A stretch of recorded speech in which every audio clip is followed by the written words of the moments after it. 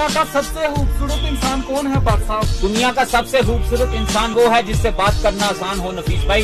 लहजे में नरमी हो तो अल्फाज शफा देते हैं। जो आंसू पहुंचना जानता हो, मरहम बनना जानता हो, जो मरहम लगाना जानता हो। मैंने आजाद कर दिया हर वो रिश्ता, हर वो इंसान जो मुझसे बेजार था। अब मैंने लोगों को वास्ता नहीं रास्ता देना सीख लिया है। अस्सलाम वालेकुम। क्या आप भी किसी के लिए आंसू बहा रहे हो?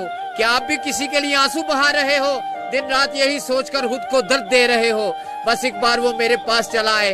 मेरे दोस्त, दुनिया की भीड़ में किसका इंतजार है तुम्हें?